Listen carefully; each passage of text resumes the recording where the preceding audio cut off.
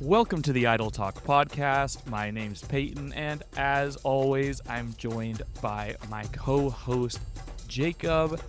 This week, we are breaking down, recapping, and talking about Survivor 48, Episode 5. Spoiler warning, if you have not seen this episode yet, we just finished it, and we're going to talk all about this episode. Let's dive right in and talk about the episode where we saw Bianca go home, which I think was a really surprising outcome. Yeah. I don't know if you felt over the course of the episode like it was going to be Bianca going home, but I didn't think Bianca was going to go home until she literally went home. Yeah, and this is the first time I felt like that, I think, in a very long time in Survivor. Yeah, I agree. I didn't see Bianca coming at all. I thought it was going to be Say or Cedric today. So I am definitely shocked because I also feel like we didn't really get to see a lot of her until this episode. So yeah, I mean, she had up to this point very few confessionals. I mean, she had one, then she had an episode with 7, and then she went right back down to 2. So it's like she's had very little screen time. And then this episode she got a lot because it's her boot episode. So I guess that could have kind of clued us in. Mm-hmm. But she was also getting confessionals about Thomas going home. And so it didn't feel... I didn't, at the beginning of the episode, I didn't take that as hints that she was the one going home. It just seemed like it was wrapping up the previous tribal council. Yeah, I agree. I thought the same thing. I guess in hindsight, it's them like, all right, well, we need to show you more of her because she's about to leave. Mm-hmm. So, yeah, but I guess, I mean, it would have felt very similar if Chrissy went home. Chrissy's had even less confessionals. So it's the sort of thing where if either of them went home this episode, considering that they were both kind of on the chopping block, it kind of feels weird either way. Mm-hmm. So that's why I definitely thought it was going to be like, I thought it could have been Say's time. I didn't really think it was going to be Say. I thought it, like at the start of the episode, I was feeling Cedric. And then once the conversation started happening, I was like, okay, maybe it could be Say, but it still feels a little too early for Say. She also really didn't get a whole lot of screen time this episode. No one on that tribe did, really. Like, they all had 2 confessionals, and then Bianca had 8. So it was like they all had very low confessional counts, and it was very even, and it was just all Bianca. And so it didn't feel like she was the one going home. Like, it just didn't feel like it was her exit episode.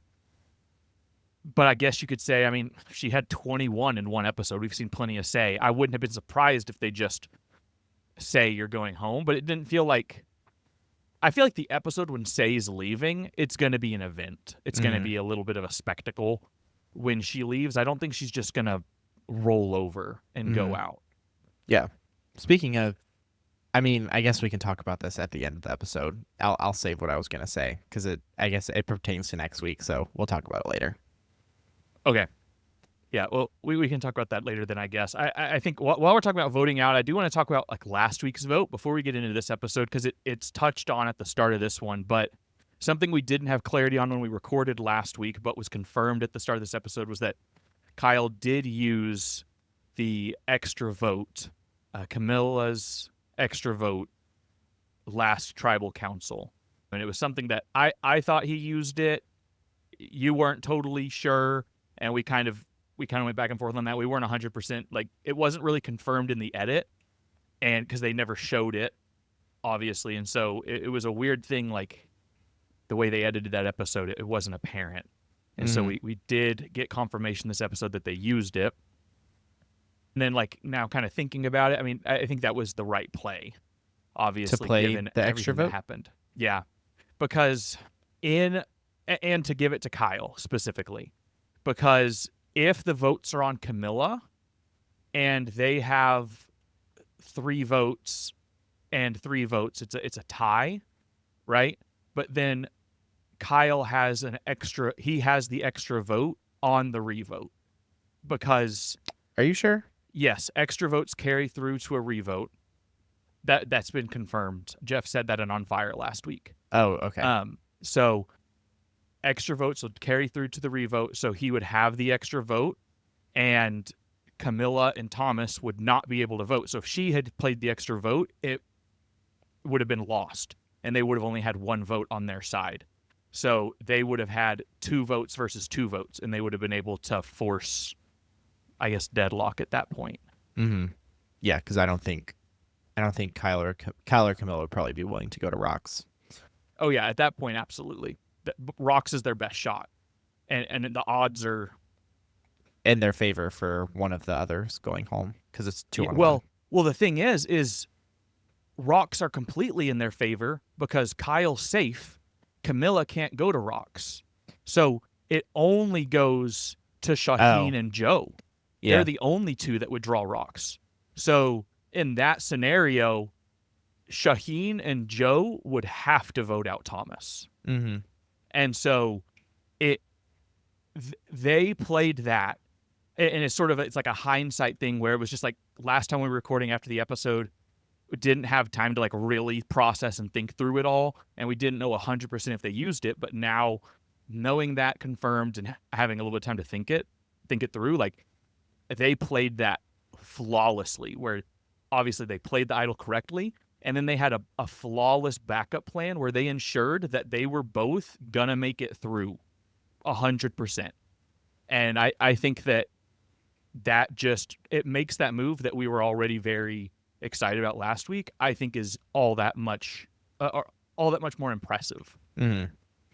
Yeah, I wish the pre-merge counted more in the eyes of the jury, because I think that was a very masterful move and definitely one of the strongest pre-merge moves in recent times that I can remember, besides maybe like I feel like Genevieve with Keyshawn sticks out and stuff like that. Yeah.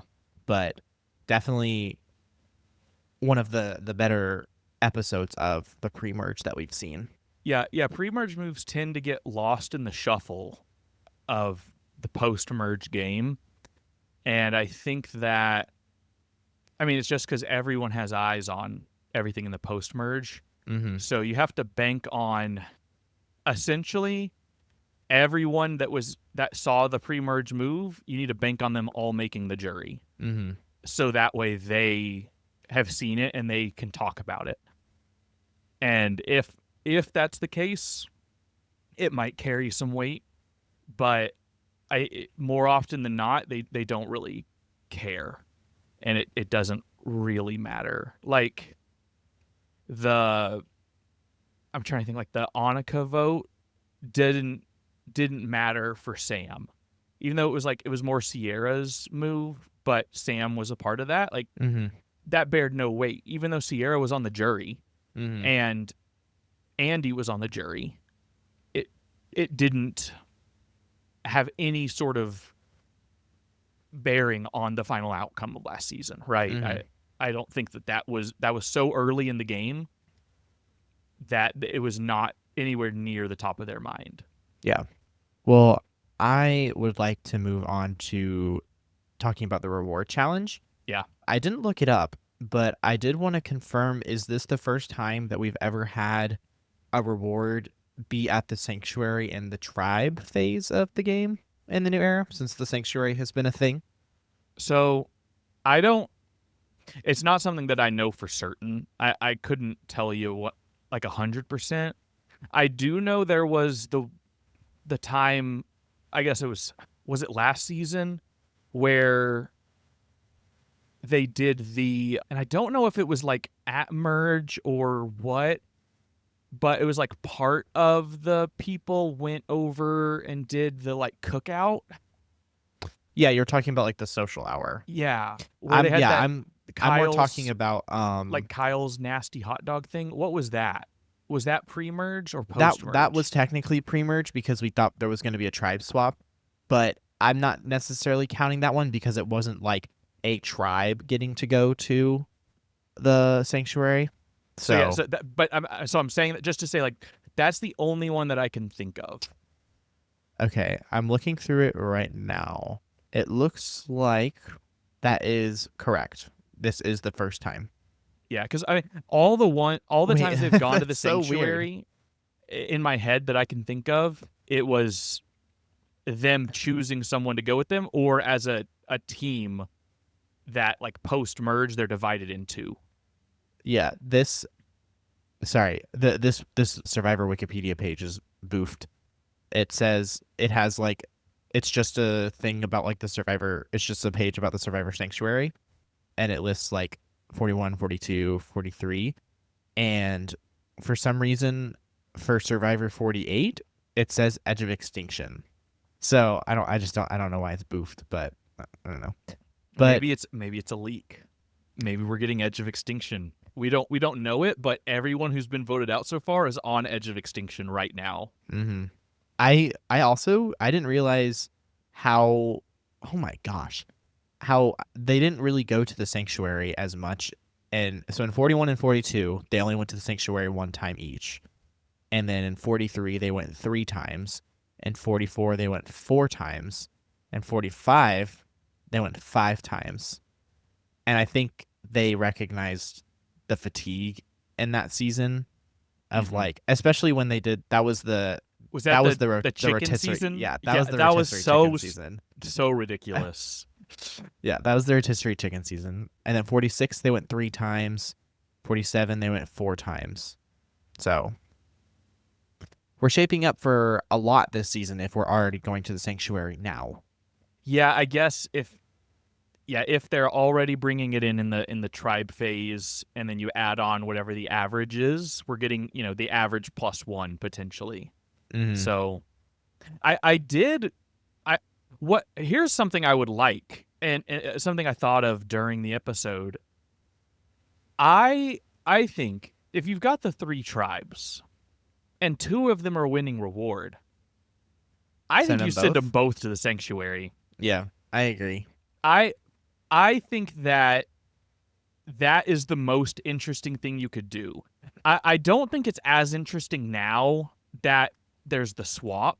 I think that's way more interesting pre-swap. So I think you have to do that reward a little bit earlier.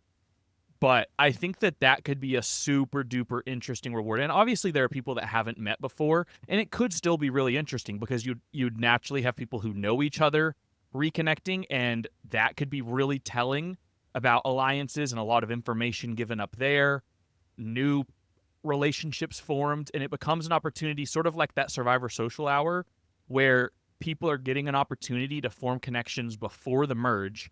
One tribe isn't getting that. They're all getting the same food that they would get otherwise, and they're getting that bonding experience, and we're getting I think it's unique content. I feel like that is far more interesting, and I think just compelling from a gameplay perspective. I think even if it's post swap, I think you just send them both to the sanctuary. Yeah, I think that would be more fun and more impactful than the little stupid Survivor Social Hour that happened in 47. I feel like that didn't really have much of a bearing on the game as a whole. So I think it would make more sense to send them both. But yeah. Did you hear Jeff's ball joke during the challenge? Well, okay, so I didn't hear it, but I saw the tweet that you sent me. Yeah. Where it was clipped. And yeah. So, yeah, because I wasn't paying that close of attention when it happened. I think I was doing something. But I saw the clip, and yeah, he said, that was funny. He said, what did he say? He said, it'll drop your balls, and like in Survivor and in real life, it means you're moving on. Yep. So. Or it means you're moving on to the next stage, I think is what he said. Let's see. Yeah, moving on to the next stage. Moving on to the next stage. Or next phase, next stage. Yeah, that's so funny. One thing I did want to touch on at the reward challenge before we actually I guess, I don't know if there's anything to talk about with the actual reward challenge, but one thing that did stand out to me about it was Bianca's reaction to Vula arriving and Thomas not being there, and how certain she was that Thomas was going to be there. And I want to know what was going through her head. I'm surprised Jeff didn't ask her. Well, I'm surprised. Well, okay, so obviously, like, we've been watching a lot of Australian Survivor, and Jonathan in Australian Survivor, the host of JLP, of that version of the show, he's the Australian Jeff. If you haven't seen it, he asks a lot more questions at the first challenge after an immunity, and like really digs in and gives them an opportunity to divulge information way more than happens in the U.S. Survivor. So he's definitely more proby. Yeah, so I'm not surprised, because it wouldn't have really fit into the way that U.S. Survivor goes down and the way Jeff asks questions, because it wouldn't be normal for him to be like, "Hey, Shaheen, how are you and Joe feeling after Thomas was voted out last night?" You know, like, that's not going to happen. I feel like he has in the past. He asks. I feel like he used to. I think he asks a little bit more generic, but it's not so targeted as Jonathan is on Aussie, where he's like directly asking a very specific person about the way it went. Yeah. It's like, hey, okay, well, I don't want to do a spoiler. I'll throw out a name, but it's not necessarily a spoiler. But, like, you know, hey, for anyone who's seen it, but like, hey, Paulie, how was last night's tribal council? Is very targeted. If you have seen any of this current season of Aussie Survivor, he gets votes at a lot of random tribals. He just catches strays. So it's just one of those things that it's very targeted to ask him that question. And I think he's probably been asked it a bunch of times. So, yeah, Jeff isn't as targeted with it. But, yeah, it would have been kind of fun for him to ask Bianca, because she had such a big reaction. That's normally when he asks. When someone reacts. That's why I was kind of expecting it, because she had a bigger reaction than normal. So I thought she was, and I was kind of bummed he didn't. But I think we need to talk about what happened shortly after the reward challenge had concluded, where Jeff asks Mary, like, oh, basically, like, how's it feel to win? And she's like, you know, we're super hyped. We still had food left over from the previous reward, but we're happy to go on the reward, basically. I don't really remember what Say's exact response to it was. But yeah, I almost feel like we should find the quote, because I don't want to, like, misquote her. But it was, in essence, it was sit down and be humble. Yeah. By Kendrick Lamar. Like, that essentially was what she said. Like, you don't need to do all that talking. You know, it's just take the win and go. Just take the win and leave. You know, be considerate of others who don't have food or didn't win, like that sort of thing. Which I personally, I think if the situation was reversed and Say had been on the tribe that won, I don't think Say would have just been quiet and, like, Say would have been cheered. Say would have been excited, because it would have been her first reward win. The same way it was the first thing Mary had won. It would have been exciting for her. So I don't know exactly what she was on about there, because I don't know if she would have reacted any differently. Because and they didn't react. They didn't react in an extreme way. At least I didn't think. It just seemed like a pretty normal Survivor celebration, and then answering a question from Jeff. It wasn't like they were running in circles and lifting each other up and making profane gestures at the other squad and doing crazy stuff. You know, they weren't gloating. I think that this episode, like, and we'll probably talk about this a good bit, but it really starts, like, right here. but there's a lot like right here up and through like Casiva. Obviously, they lost, so they don't get the reward.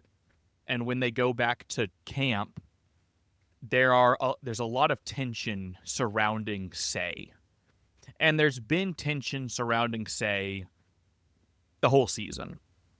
Been tension surrounding her at Vula, and it's followed her now to this new tribe. And we see it on the mat, the way that she's talking to the other tribes, and then we see it with not being considerate of others regarding fruit rationing, not being willing to see other people's perspective on things, being pretty like headstrong or like, just a very outspoken person. She's very, very blunt, and says what she's thinking all the time, which isn't a bad thing all the time, but in Survivor that can be a bad thing, and it comes to bite a lot of people in the butt. And I think that the biggest thing that I think we've seen with Say up to this point is that she is so clearly she so clearly does not want to be a follower. She doesn't want to be led. She doesn't want to be told what to do. She wants to forge her own path and do her own thing. And she doesn't like it when other people are trying to control her game, or her destiny. And so tension naturally encompasses her because other people also want to be in control of their game. And when you're on a tribe of a bunch of people that want to be in control, there's going to be tension. Mm-hmm. I'm curious about, I guess, kind of your thoughts on how this episode took a step up in terms of Say's portrayal from where we've been in the first 4 episodes of the season, where, I mean, Say has been a very prevalent character and hasn't always been portrayed in a positive light, but also hasn't been portrayed in an overtly negative light. She's just been portrayed in a, maybe, I don't know what the way is, sort of like kind of an anti-hero type light. What do you think this episode did for her overall characterization and like overall arc, and what do you think her trajectory is going to sort of be going forward? Well, that was kind of what I was going to talk about earlier when I said I'll talk about it later. But I find it really hard to see her making it far in the merge. I think she just has so many factors against her, because if Mary is very open about how Say has treated her in the pre-merge, and Chrissy is very open about not liking her, and she continues to act in the ways that she has been acting that has rubbed people the wrong way, I think it could be another Rome scenario where everyone just gets to the gets on the same beach, and they're just like, okay, yeah, there are threats here, but then there's one person who is obviously ruffling the most feathers, so let's just get out the troublemaker, and then we can focus on the threats. So I feel like this episode, in my opinion, is starting to set up her downfall, and it gives me very much like Rome-esque vibes in the way that the episodes were setting up how much people were starting to get irritated by him. I think I feel like we both thought that he was going to be the pre-merge boot as well, or like the mergatory boot going into the merge. So that's kind of where my head's at in terms of what Say's prospects are in the future. I would not be surprised if she goes home in the next 2 episodes. I agree. I think that it's hard for me to compare her to Rome. I think I think it's similar in as similar as it can be given how different the seasons and situations are. Yeah. But Rome's overall portrayal in the show was very, or not very negative, but pretty negative.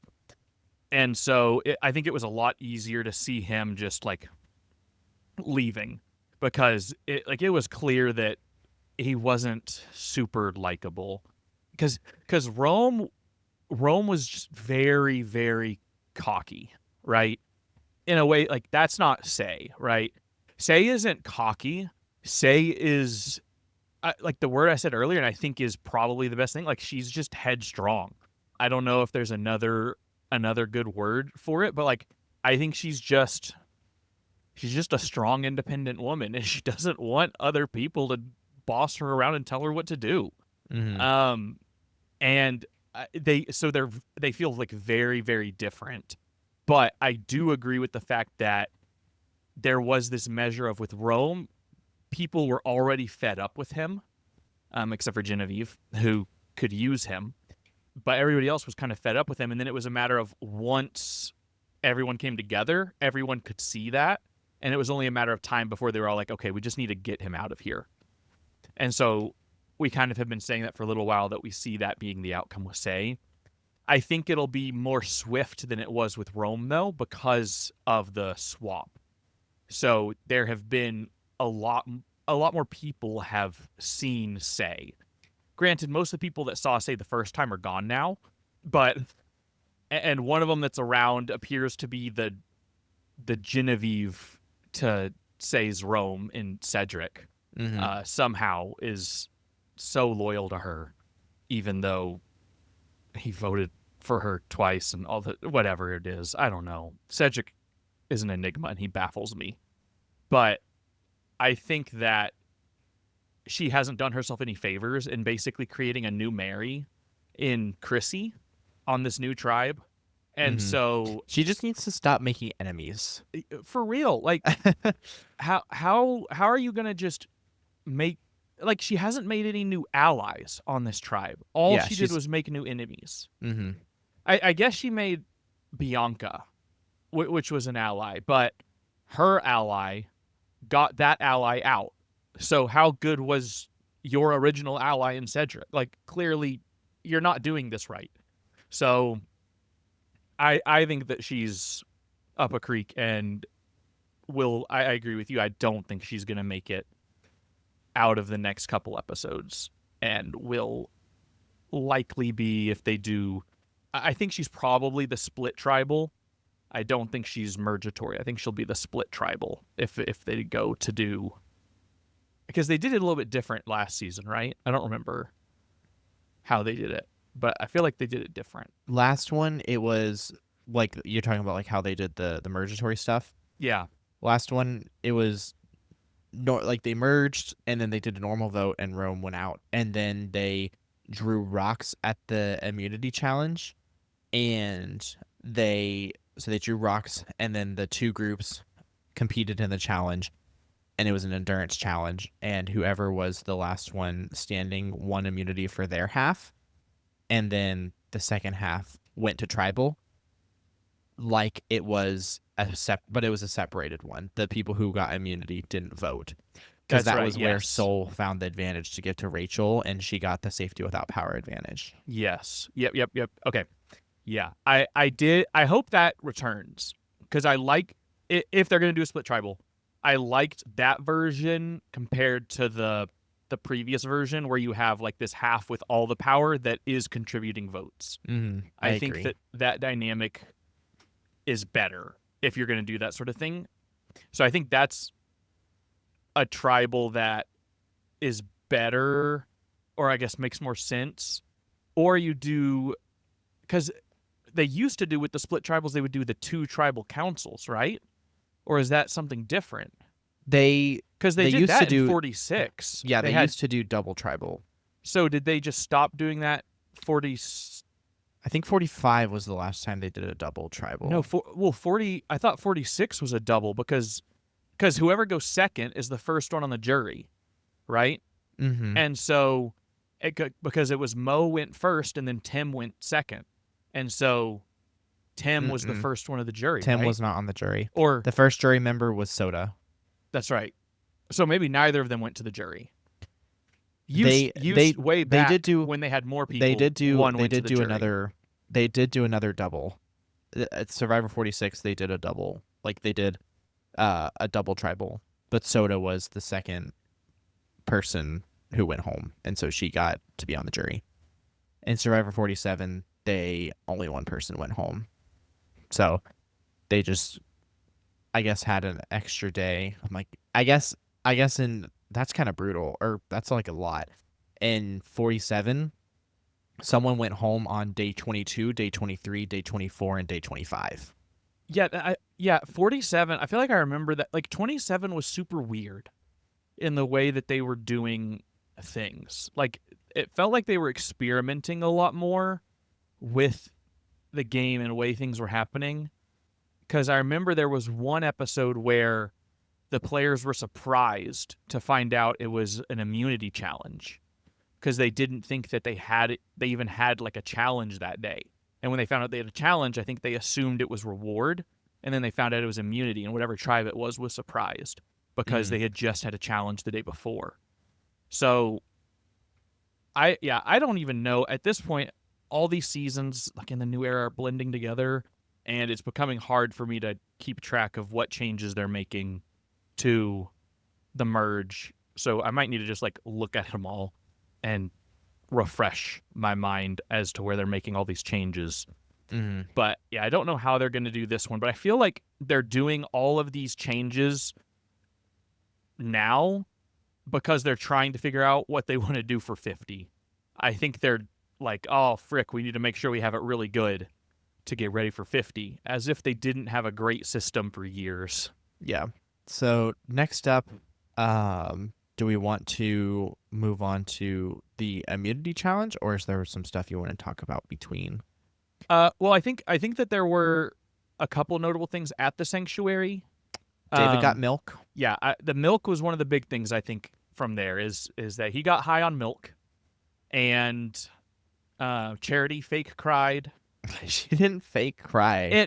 It looked like fake crying to me, and Eva clocked it too. And if Eva can clock fake crying, you know it's fake crying. I didn't think it was fake crying. I just thought it was, at the very least, it's forced very crying. Emotional. No, it did not seem like genuine tears to me. Those seemed like alligator tears, my friend. I thought it was crocodile tears. Either one. Alligators and crocodiles are basically the same. They just have different noses. This is funny that this is coming up. At work, I was reading Wikipedia for like an hour about alligators and crocodiles. Because, do you ever just get those? No. Well, no, I'm not saying like, do you ever get those like moments where you just read Wikipedia for like an hour at work? I'm saying, do you ever get those moments where you're just like, how does this thing like exist? Like, this just doesn't feel like real. Like, how is this a real thing? I had that moment with alligators because they're like literal dinosaurs. So I was like, I don't know. I was just having an existential crisis, so I was reading a lot about alligators. Did you know that the Florida Everglades are the only place in the entire world where alligators and crocodiles coexist? I've seen them both at many zoos. In the wild. They coexist at the Oklahoma City Zoo. I've seen them both there. They coexist in Oklahoma City, Oklahoma. Okay. So I think you're wrong. Okay. Anyways, Eva versus Charity, interesting thing. The fake crying from Charity, kind of wild. But then I think Eva hates women.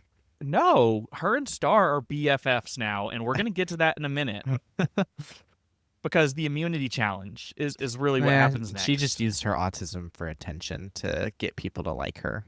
I actually, that was kind of what I was worried was going to happen this episode based on all the marketing, and I don't feel that way.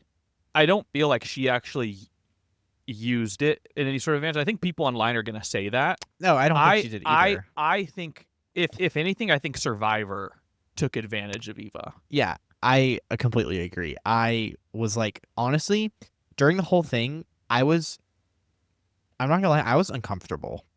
I wasn't uncomfortable from what we were seeing or what Eva was saying or about the moment. I was uncomfortable because of the way the situation was occurring. Because of the way it felt like Jeff outed her. If you can be outed for being autistic.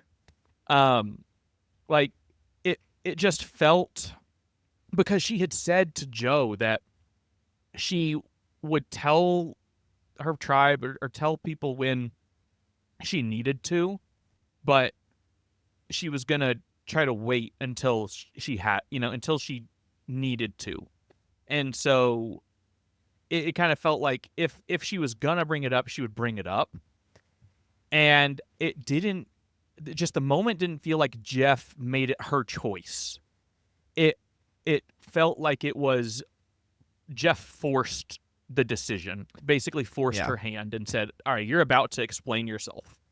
See, if I was playing Survivor when that was going down, I would be like, man, good for her. But then I'd also be like, man, I really can't let her get to the end. And then I'd also be like, man, I'm going to seem like a really big dick if I vote her out for being autistic. Well, that's where you can't vote her out for being autistic. I'm not That's the problem. I know. That's what you but just said. I'm aware you can't vote her out for being autistic. You just said you're going to seem like a dick for voting her out for being autistic. But I'm saying, like, my reasoning for voting her... Why would you vote her out because she's autistic? Because she has a really compelling story if she gets to the end. I don't think people would vote her to win because she's autistic. I feel like they would. I don't. People think vote so. for stupid reasons. Yeah, but I don't think that is why people would vote for her to win. If they made it to the, I think that would be part of it. Is that it's like you made it to the end without the ability to tell if someone's lying. Like, that's pretty impressive. So, like, you made it to the end in spite of this. Sure, I think that would naturally help in the same way that, like, if Noelle made it to the end, it's like you made it to the end with only one leg. You're playing from behind at that point, I know, right? but So I'm saying, like, people don't want to sit next to her because of that. I agree with that, but I don't think that would be the only, like, that doesn't guarantee her the win. Like, you have to do something else. Like, if she doesn't make any other game moves or do anything else, like, if there's nothing else to her game, I don't think she just gets the win because she's sitting there, is what I would say. Like, if Noelle didn't have any sort of strategic moves and was sitting at the end, I don't think she just gets it because she only has one leg, But because Noelle had been making moves and had been strategizing, had forming alliances, and had been doing all this, she was a scary player because if she got to the end, she could have the resume that was winning, and she was really good at challenges and all this sort of stuff, where she could have accumulated the resume at that point. Yeah. I'll talk about it. I mean, are we gonna come back to Bianca? Yeah, I mean, I figure we're gonna probably end talking about Bianca. Okay. I have something funny to talk about. Okay. I think while we're talking about Eva, I want to talk about Eva and Star, because I think that's one of the big developments this episode.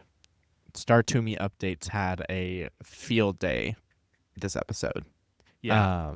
So yeah, just to recap, they all get back to the beach and they are all like rallying around Eva. Rah rah, good go, you go girl. But something that I did not expect to happen was Star told her entire tribe that her entire new tribe, that she found the Beware advantage and enlists their help to open it. And then Eva opens it, and Star lets Eva keep the idol. Yeah. None of which I was expecting to happen, and all of which I think is going to could blow up in Star's face. I have a lot of thoughts on all of this, but I guess I'm curious, like, what are your main thoughts on, like, on how this blows up? On how it blows up? Yeah. How do you see this? What are the negatives of this beyond, like, I guess they all knew she had it already, but let's do it from her vantage point. They don't know. So, okay, exposing this to everyone. Yeah, I guess. What are the disadvantages, and how does this blow up her game? I mean, for one, it's not your idol anymore. Yeah, I mean, that's the obvious of that, but I mean, like, kind of like the laying it all out there sort of part of it. Like, how does that come back to bite her in your eyes? I think my big concern would be, are people going to view it as her just trying to, like, shake the like she knew she was in heat, so she's just trying to shake the threat off her back by like being super upfront and just telling everyone. That I would mean, be like my I think that's biggest valid. thought. I mean, I think that's probably like a valid thought, and it's probably part of why she did it. Is she clearly needs allies. Mm-hmm. One of the big things like that stood out to me from like this whole sequence was the way that Eva and Star connected after they got back to the beach. And one thing that Star said in a confessional here, where she basically said like, I get Eva now. And it just took like her knowing that Eva has autism. She's like, I understand her. And knowing that, she's like, I can work with her because I have like essentially she has that context. And having that context, it changes the way that they interact and the way that she understands Eva. And it changes the entire relationship, and it puts into context every interaction they've had before then. Because up to this point, they have not connected. Up to this point, their interactions have been very weird and distant. You had that like one weird conversation where Eva was asking if she'd found anything, and like she was kind of trying to mingle and strategize, and it was like awkward. And it's like knowing the context about her having autism, it I'm saying the same word over and over, but like I mean it recontextualizes all of that, right? Mm-hmm. And so Star is, I mean, she says like I'm able to work with Eva, and I think I think that's one that's like really cool that we're getting this arc where they're going to be, I think they're actually going to be like pretty good allies moving forward, because it seems like Star really wants to work with Eva now, knowing that. Like Star seems like really into like just really into Eva now that she is like, I understand who you are. And when you're missing such a crucial part of a person, and you just can't connect with that person, it makes it hard to form any real trust with them. And so now I think like they're like she's able to build trust with Eva. So I think that they're going to be able to build an actual alliance and move forward together. And I think that that's going to be really interesting. And Jeff has said in an interview that there is a very compelling enemies to allies story in this season, where it's like pre-merge to post-merge, enemies to allies. And so that has always been, it's either Eva and Star or Say and Mary. And I'm starting to think it's Eva and Star. I really thought it was going to be Say and Mary. But now, because I thought there was absolutely no way Eva and Star were going to figure it out. But this changes my whole thought of that. And I think moving forward, it makes both of them a very interesting duo that I think no one would be expecting. But giving Eva an idol is bold, to say the least. I already know the answer to this, but I'm still going to ask it so we can kind of have the conversation. If you're on the island, you find a aware advantage, you can't solve that sucker. You give it to someone else, they solve it. Is it still yours? Hell yeah, it's mine. I found it. But you didn't open it. They did all the work. So, also, I would be able to open it. I know. I'm saying we're assuming for the sake of this that it's something that only they are able to figure out for whatever reason. Yeah, no, it's mine. Because my thought was maybe I would more Kyle be like with like Kyle and Camilla's. Right? Maybe I would more be like really it's thought ours. Like I would still keep possession of it, but I would maybe be more like it's ours. Mm-hmm. But I would definitely not give it to them. Yeah, it's just one of those things where it's like when Kyle had the beware advantage and Camilla just did all the work and opened it, I was like, that it doesn't feel like Kyle's idol. That feels like Camilla's idol.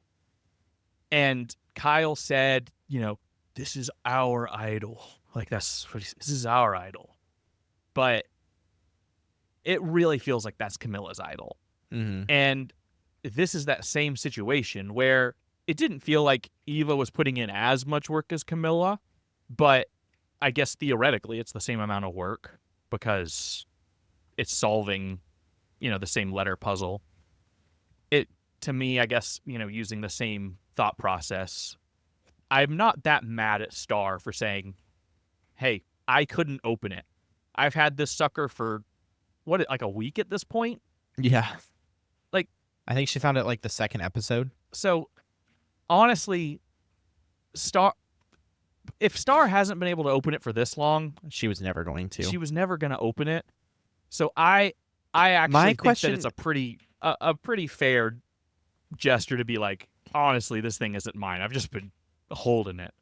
My question is, what would happen if she got put on a different beach? Yeah.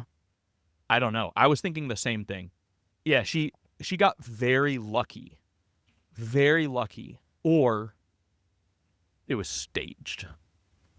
Because they did something. They finagled because wait, okay, let me think this through. They don't pass out the buffs. They came up and picked them up, right? Yeah. I mean, and at Loggy, least that's what they do. And Loggy drew last that time, I think. We'd have to go back and watch. I want to see if Star goes up and takes hers last. I don't think they did they show them coming up and drawing them one by one? I thought they didn't. No, they didn't do them one at a time.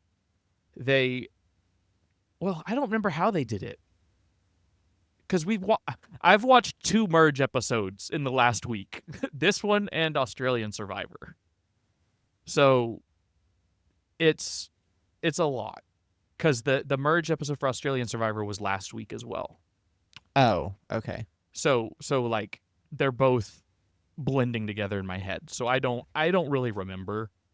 I don't know. I don't remember how they did it, but I'm interested to know if production would, because I know they probably could, but if they would force Star to be on the Loggy Beach so she could find the idol. Yeah, I really would love to talk to Jeff and see how they would approach that situation. Because if they kept it random and if Star was swapped to another beach and then they merge and then they don't go to Loggy Beach. They would definitely go to Loggy Beach. Loggy's the beach that they're going to. That's the merge beach. But I'm saying, we already know that's the merge beach because that's the one with all the stuff. That's the one that has the hammocks and it's got the tarps and the hammock, it's got all the things. So that one's gonna be the merge beach. So I think it probably would have been okay, but it is still I guess there's always the chance that maybe they go to a different one for some reason. Yeah, I don't, because there's a possibility that 2 people could have not solved their beware advantages when the tribe swap happens. Yeah. I think that, to get back on track, I think I'm not that upset with Star giving the idol to Eva. If you're going to give anyone an idol, give it to the person who can't lie to you. I think that's fine. I think it builds trust with her. I think the biggest thing is it's probably going to sketch everyone else out on that tribe because you did it in front of them all. I probably would have taken it and then given it to her in secret. Mm-hmm. I probably would have done that away from everyone because now it's everyone's gonna be like, oh, okay, well, you 2 are a pair.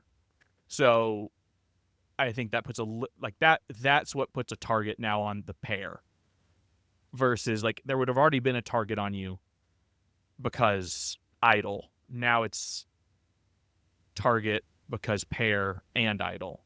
Yeah. But it also kind of takes the target off of her and puts it on Eva because Eva has the idol, not Star. So I don't know.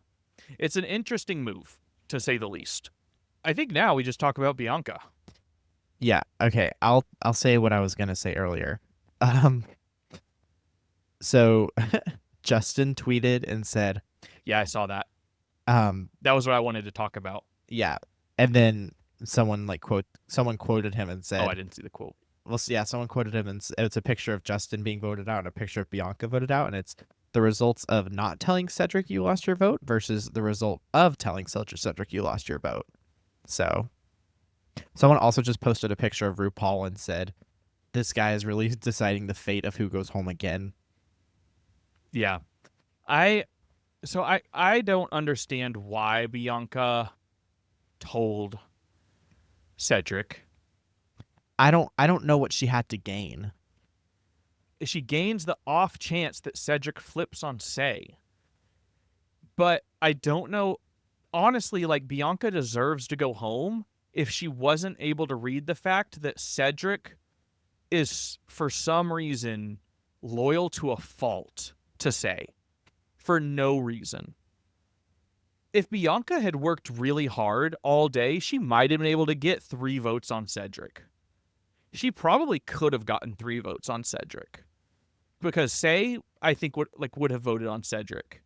And I think she could have convinced Chrissy to look past how annoying Say was to her and Mitch to vote Cedric instead. And could have been like, tribe strength, all that sort of stuff, right? Mm-hmm. Like, I think that if she had worked that angle, she totally could have gotten votes on Cedric. But she didn't do that. And instead, she was willing to go to rocks, which, fair enough, I guess. Take the 1 in 3 shot at safety. I think that puts you in an okay. I mean, it's a better situation than, just going home straight up. I think anything is better than telling them that you don't have a vote. The only way you tell them you don't have a vote is if Thomas is there with you. Someone who you trust, your day one that you trust, and they have a vote and they can maneuver it.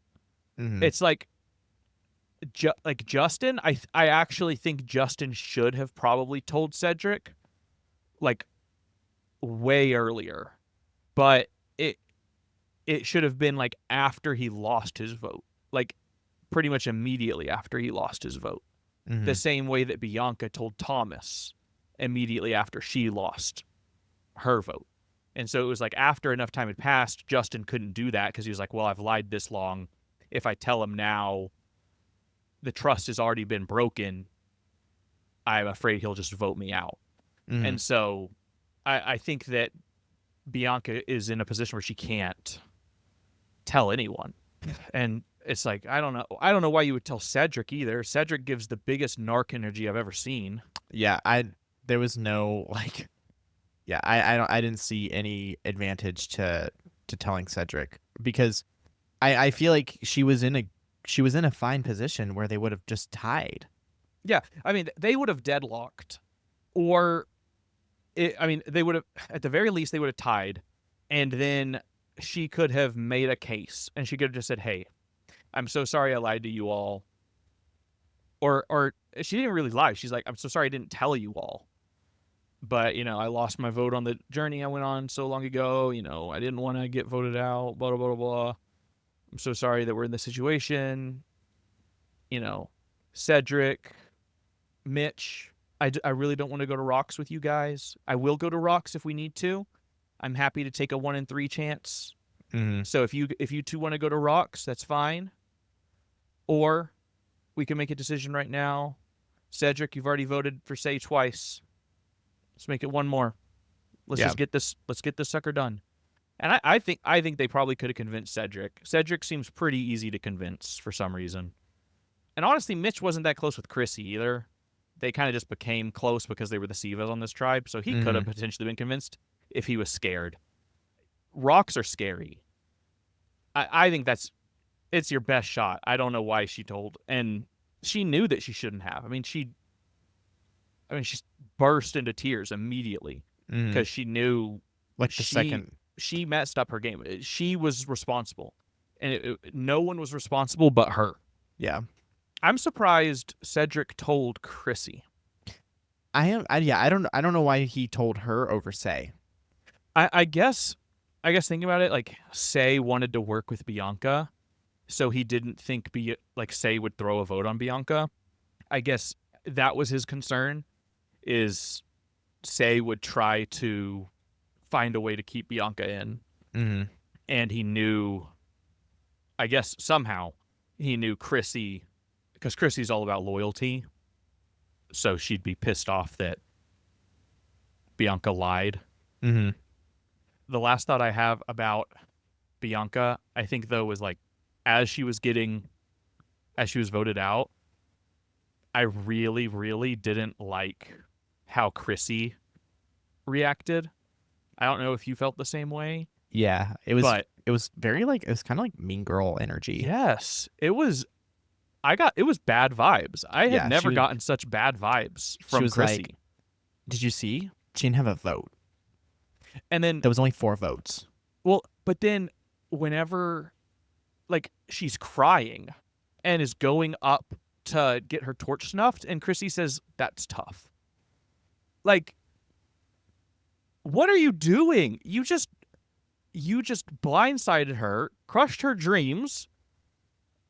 Good move, I guess. She didn't have a vote. She didn't have any say in this thing. No fault of her own. And that's tough.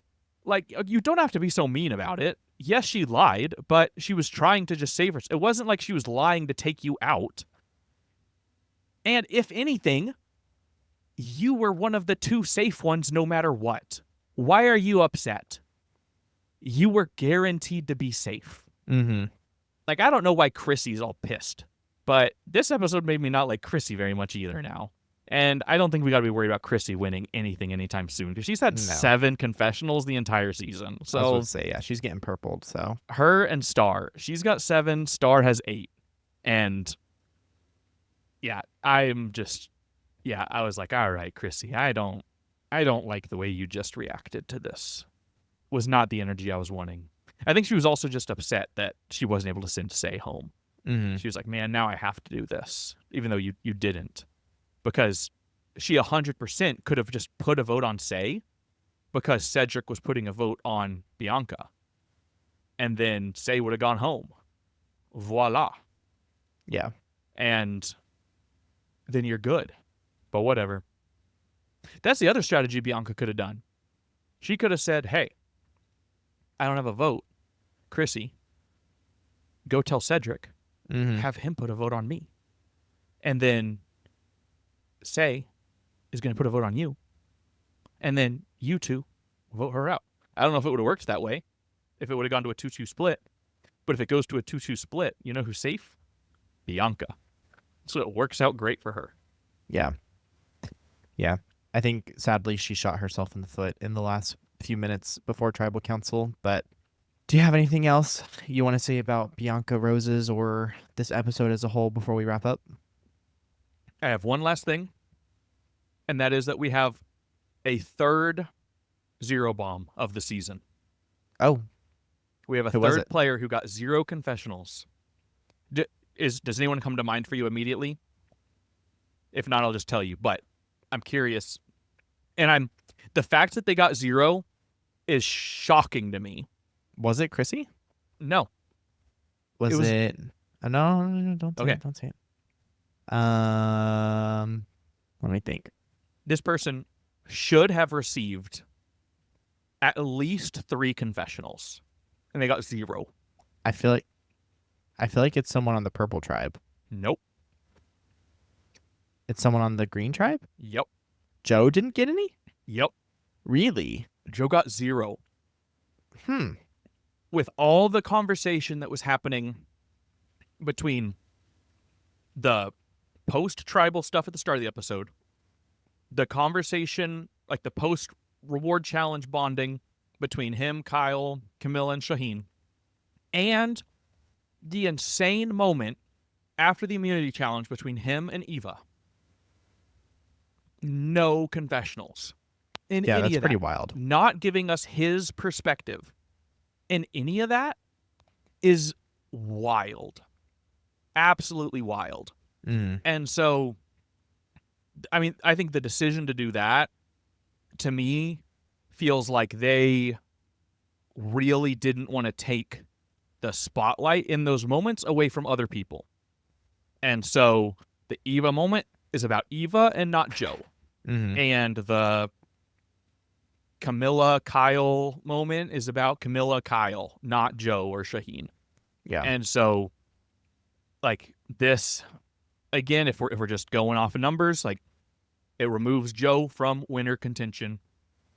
And that sucks because he's on my team. But we gotta be realistic here. So now Joe, Star, and Chrissy have all been zero bombed, and it's rough out here because I do think Joe has a really good case to make it quite far in the game because he's getting a pretty good edit. But I was shocked to see that on the list and realize, like, oh yeah, he didn't have any because he was so prevalent in the episode. So it might not be like detrimental, like he was still in the edit, but if we're just talking historical data, the numbers say he cannot win. That's all I have to say. All right. Well, with that, we will wrap up our recap episode. If you enjoyed listening, we would really appreciate a rating/review wherever you listen to podcasts, and follow us wherever you're listening so you can stay up to date whenever we release a new episode. Follow us on social media on TikTok, Instagram, Twitter, @IdleTalk Podcast. Thanks so much for listening. We will catch y'all in the next one.